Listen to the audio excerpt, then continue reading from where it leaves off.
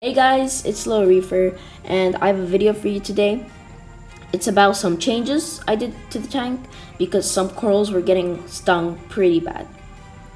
I also did a couple of mistakes, which I'm not proud of, and some really cool things have happened. So, without further ado, let's get started.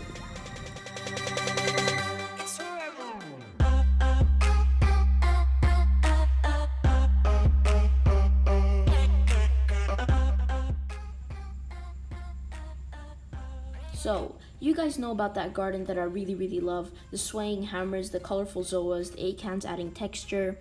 Well, if you saw the last video, you'd know that there's a bunch of everything really. There's a lot of things, and the hammer has grown a lot, therefore stinging the red zoas and the blue acan. You can see they're receding and closed up and not really happy.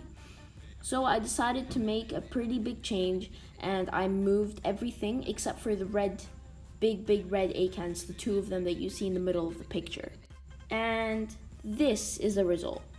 You can see how cool it looks. The process went really smooth, except I accidentally dropped down those two big red acans, and their placement was perfect. So I was kind of disappointed when I dropped it. But when I stuck it back on, it shifted a bit from its original position. So hopefully it does well. In this picture, you can see I put down those rainbow Rasta zoas down with the other zoas. I think it appreciates much less more light. You can see these zoas have a bit more room to grow, and you can also see the red acans next to them. I originally tried to move the green and blue zoas, but they were completely stuck in there. But I think the room that they have now is pretty good. A lot of the things have space now. The zoas have space, the acans have space, the hammers definitely have space. So I was really happy with the result. And everything looked okay. That partially stung acan, the blue one, is doing fine. But something that did happen was the salinity of the tank was too high, way too high. And as a result, my green bird's nest, the one that I love and that's super bright, and one of my favorite bird's nests inside the tank, bleached. Yep, that's right, except two branches, which are still alive and doing fine. I did a water change, super quick, that brought the salinity all the way from 1.029 to 1.025, or 6.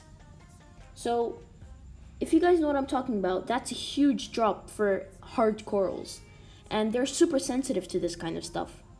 As a result, it bleached even more. Before, there were 4 branches. Now, there's 2.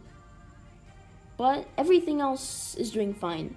At least a few branches survived, so they can keep growing and encrust over their dead skeleton. Other than that, the corals are doing absolutely fine. They have enough flow and lighting, and everything is healing from whatever damage it had. But one thing I told you guys about last video, by the way, if you didn't watch last video, go and watch it. That coral you see there, next to the red one that I'm zooming in on, was in the sand, and I thought it was dead, 100% dead. Turns out there were a few polyps on it still living, so I put it on the rock. Hopefully it can regrow, just like the red one did.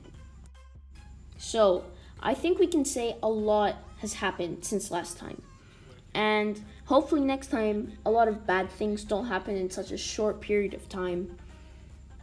And next video, some really exciting things are gonna happen, so stay tuned. Don't forget to comment, like, and subscribe. Follow Lil Reefer. Lil Reefer out.